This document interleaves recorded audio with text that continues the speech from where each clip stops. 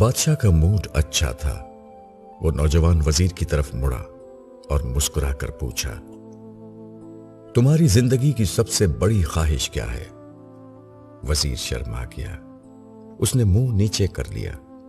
بادشاہ نے قہقہ لگایا اور بولا، تم گھبراؤ مت، بس اپنی زندگی کی سب سے بڑی خواہش بتاؤ۔ وزیر گھٹنوں پر جھکا اور عاجزی سے بولا، حضور آپ دنیا کی خوبصورت ترین سلطنت کے مالک ہیں۔ میں جب بھی یہ سلطنت دیکھتا ہوں تو میرے دل میں یہ خواہش پیدا ہوتی ہے، اگر اس کا 10واں حصہ میرا ہوتا تو میں دنیا کا خوش نصیب ترین شخص ہوتا۔ وزیر خاموش ہو گیا۔ بادشاہ نے قہقہ لگایا اور بولا، میں اگر تمہیں اپنی آدھی سلطنت دے دوں تو؟ وزیر نے گھبرا کر اوپر دیکھا اور عاجزی سے بولا، بادشاہ سلامت، یہ کیسے ممکن ہے؟ میں اتنا خوش قسمت کیسے ہو سکتا ہوں؟ بادشاہ نے فوراً احکامات لکھنے کا حکم دیا۔ بادشاہ نے پہلے حکم کے ذریعے اپنی آدھی سلطنت نوجوان وزیر کے حوالے کرنے کا فرمان جاری کر دیا۔ دوسرے حکم میں بادشاہ نے وزیر کا سر قلم کرنے کا آرڈر دے دیا۔ وزیر دونوں احکامات پر حیران رہ گیا۔ بادشاہ نے احکامات پر مہر لگائی اور وزیر کی آنکھوں میں آنکھیں ڈال کر بولا، تمہارے پاس 30 دن ہیں۔ تم نے ان 30 دنوں میں صرف 3 سوالوں کے جواب تلاش کرنا ہے۔ تم کامیاب ہو گئے تو میرا دوسرا حکم منسوخ ہو جائے گا اور تمہیں آدھی سلطنت مل جائے گی، اور اگر تم ناکام ہو گئے تو پہلا حکم خارج سمجھا جائے گا اور دوسرے حکم کے مطابق تمہارا سر اتار دیا جائے گا۔ وزیر کی حیرت پریشانی میں بدل گئی۔ بادشاہ نے اس کے بعد فرمایا، میرے 3 سوالات لکھ لو۔ وزیر نے لکھنا شروع کر دیا۔ بادشاہ نے کہا، انسان کی زندگی کی سب سے بڑی سچائی کیا ہے؟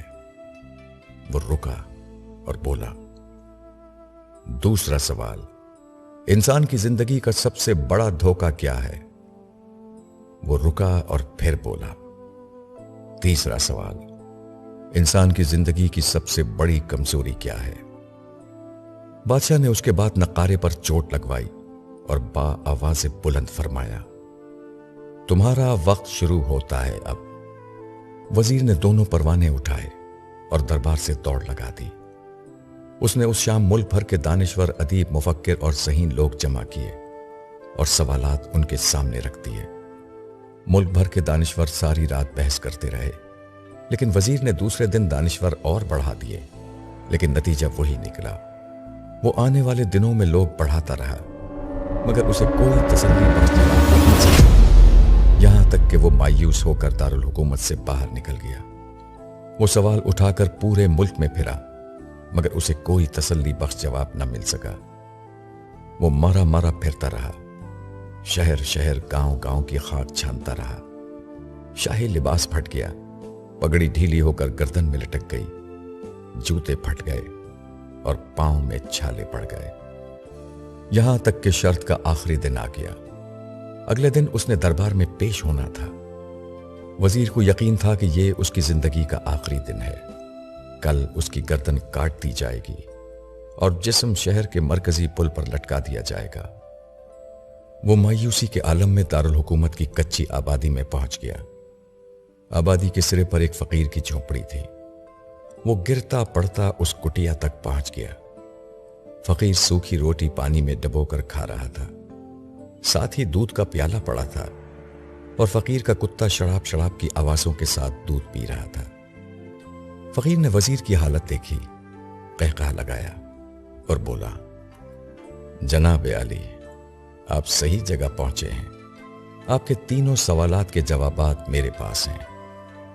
وزیر نے حیرت سے اس کی طرف دیکھا اور پوچھا، آپ نے کیسے اندازہ لگا لیا میں کون ہوں اور میرا مسئلہ کیا ہے؟ فقیر نے سوکھی روٹی کے ٹکڑے چھابے میں رکھے، مسکرایا، اپنا بوریا اٹھایا اور وزیر سے کہا، یہ دیکھیے، آپ کو بات سمجھ آ جائے گی۔ وزیر نے جھک کر دیکھا، یہ وہ لباس تھا جو بادشاہ اپنے قریب ترین وزراء کو عنایت کرتا تھا۔ فقیر نے کہا، جناب عالی، میں بھی اس سلطنت کا وزیر ہوتا تھا، میں نے بھی ایک بار آپ کی طرح بادشاہ سے شرط لگانے کی غلطی کر لی تھی، نتیجہ آپ خود دیکھ لیجئے۔ فقیر نے اس کے بعد سوکھی روٹی کا ٹکڑا اٹھایا اور دوبارہ پانی میں ڈبو کر کھانے لگا۔ وزیر نے دکھی دل سے پوچھا، کیا آپ بھی جواب تلاش نہیں کر سکے تھے؟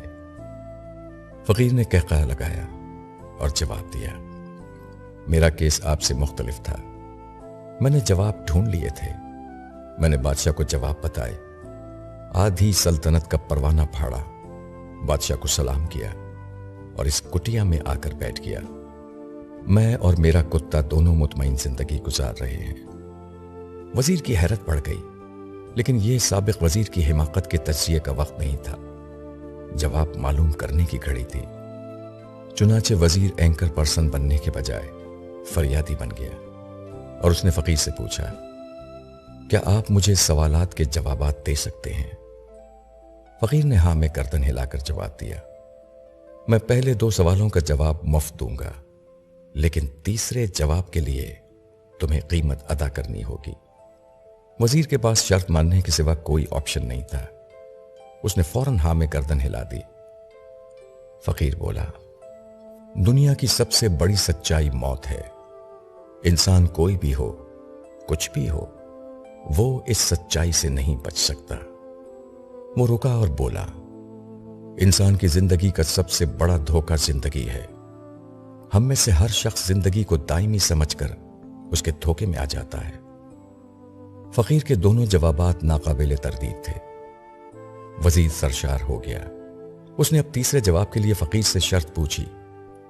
فقیر نے قہقہہ لگایا، کتے کے سامنے سے دودھ کا پیالہ اٹھایا، وزیر کے ہاتھ میں دیا اور کہا، میں آپ کو تیسرے سوال کا جواب اس وقت تک نہیں دوں گا جب تک آپ یہ دودھ نہیں پیتے۔ وزیر کے ماتھے پر پسینہ آ گیا۔ اس نے نفرت سے پیالہ زمین پر رکھ دیا۔ وہ کسی قیمت پر کتے کا جھوٹا دودھ نہیں پینا چاہتا تھا۔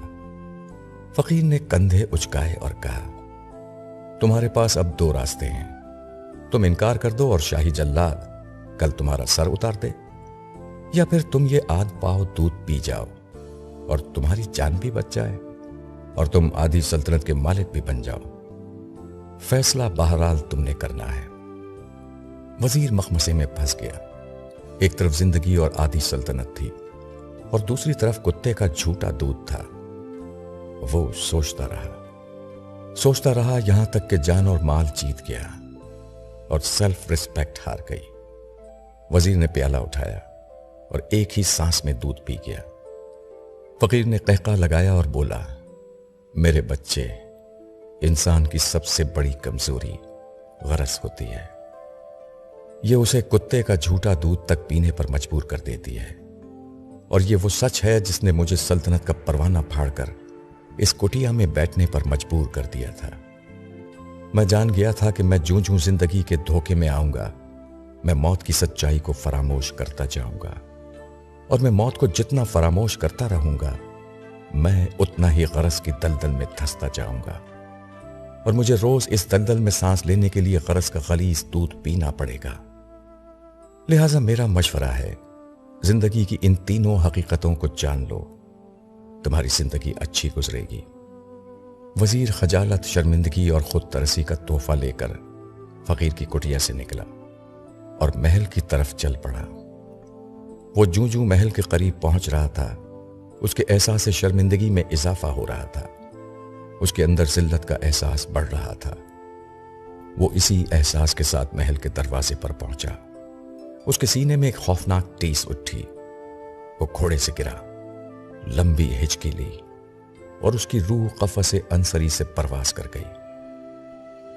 ہمیں کسی دن کسی ٹھنڈی جگہ پر بیٹھ کر زندگی کے ان بنیادی سوالوں پر ضرور غور کرنا چاہیے۔ ہمیں یہ سوچنا چاہیے، ہم لوگ کہیں زندگی کے دھوکے میں آ کر غرض کے پیچھے تو نہیں بھاگ رہے، ہم لوگ کہیں موت کو فراموش تو نہیں کر بیٹھے، ہم کہیں اس کہانی کے وزیر تو نہیں بن گئے۔